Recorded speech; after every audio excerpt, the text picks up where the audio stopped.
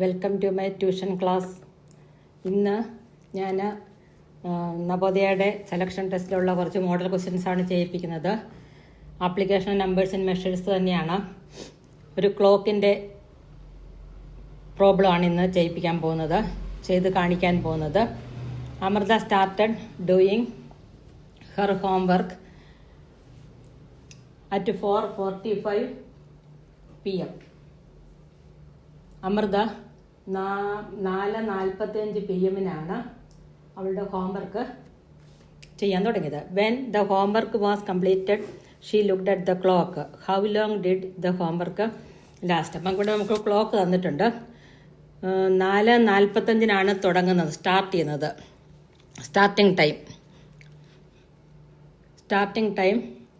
4:45.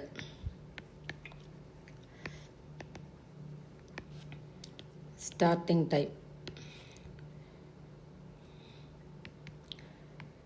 4:45. അപ്പോൾ 4:45 PM.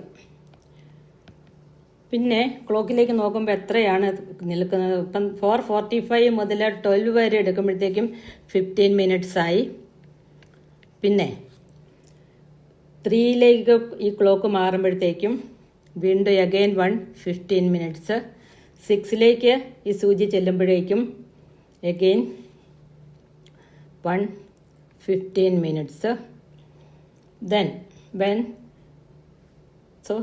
Total 45 minutes. Then 6 to 7 എത്തുമ്പോഴേക്കും 5 minute കൂടി ആവും. ടോട്ടൽ 50 മിനിറ്റ്സ് വരും. 50 മിനിറ്റ്സാണ് അവൾ ഇത് ചെയ്യാൻ വേണ്ടി എടുത്ത ടൈം.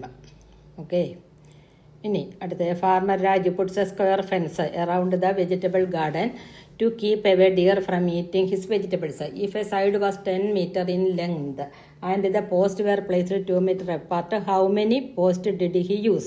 ഇപ്പോൾ farmer puts A square fence ആണ്. അപ്പോൾ ഇവിടെ നമുക്ക് സ്ക്വയറിൻ്റെ പെരിമീറ്റർ കാണണം. ഈ അയാൾക്കൊരു ഗാർഡൻ ഉണ്ട്, വെജിറ്റബിൾ ഗാർഡൻ. ആ വെജിറ്റബിൾ ഗാർഡൻ്റെ ഷേപ്പ് സ്ക്വയറാണ്. അതിന് ചുറ്റും ഒരു വേലി കെട്ടുവാണ്. മാൻ വന്ന് വെജിറ്റബിൾ തിന്നായിരിക്കാൻ.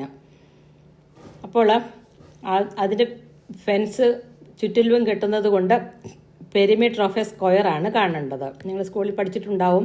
സ്ക്വയറിൻ്റെ പെരിമീറ്റർ കാണാനുള്ള equation is equal to 4 into side. 4 into സൈഡാണ് പെരിമീറ്റർ കാണാനുള്ള equation.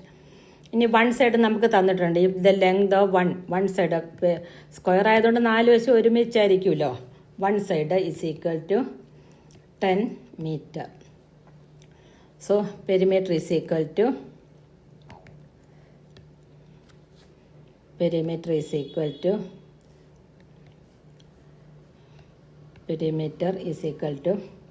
4 into 10 is equal to 40 meter.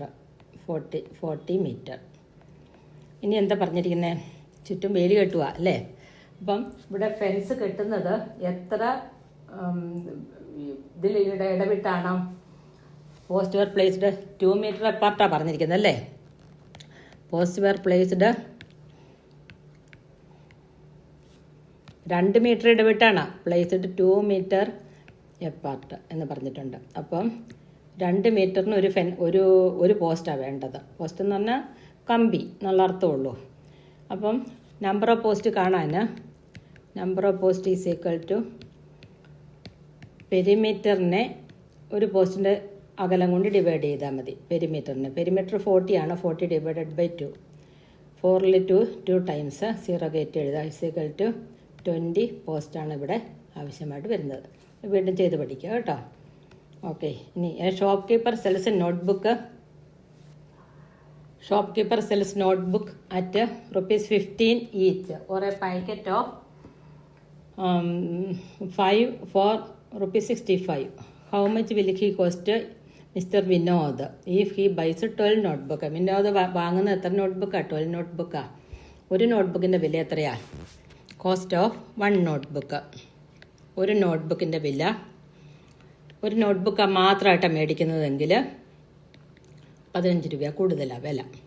എന്നാൽ cost of A packet of, ഒരു പാക്കറ്റിനകത്ത് 5 എണ്ണമാണ്. ഒരു പാക്കറ്റ് മേടിക്കുവാണെങ്കിൽ പാക്കറ്റ് ഓഫ് 5 മേടിക്കുവാണെങ്കിൽ വില കുറവാണ്, 65 രൂപയേ ഉള്ളൂ. അങ്ങനെ 15 രൂപ ആകുകയില്ല ഒരെണ്ണത്തിന്.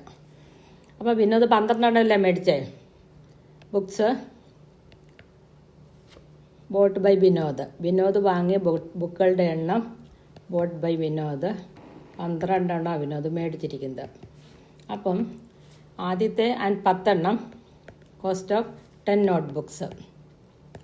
ആദ്യത്തെ 10 അയാൾക്ക് 5+5 വെച്ച് 2 പാക്കറ്റ് എടുത്തുകൂടെ? 2 പാക്കറ്റ് എടുക്കാമല്ലോ, 5+5. അതല്ലെങ്കിൽ കോസ്റ്റ് ഓഫ് 2 പാക്കറ്റ്സ് എന്ന് കൊടുത്താലും മതി. 2 പാക്കറ്റിൻ്റെ വില. 2 പാക്കറ്റിനകത്ത് 10 നോട്ട് ബുക്സാണ്. അപ്പോൾ cost of 2 packets is equal to 65 × 2 is equal to 130 വരും. ഇനി ഒരെണ്ണം മാത്രമായിട്ടാണ് മേടിക്കുന്നെങ്കിൽ ബാക്കി 2 കൂടെ വേണ്ടേ? ഇപ്പോൾ 10 ആയുള്ളൂ. ബാക്കി 12 ആണെങ്കിൽ 2 കൂടെ വേണം. Cost of 2 note books is equal to 15 × 2 is equal to 30. അപ്പോൾ ടോട്ടൽ കോസ്റ്റ് എത്ര വരും? Total cost is equal to 130 + 30 is equal to 160. അപ്പോൾ ഇത് നിങ്ങൾ വീണ്ടും ചെയ്ത് പഠിക്കുന്ന 3 ക്വസ്റ്റിനേ ഇട്ടിട്ടുള്ളൂ. ഈ 3 ക്വസ്റ്റിനും ചെയ്ത് പഠിക്കുക. സംശയം ഉണ്ടെങ്കിൽ കമൻറ്റ് ചെയ്യുക.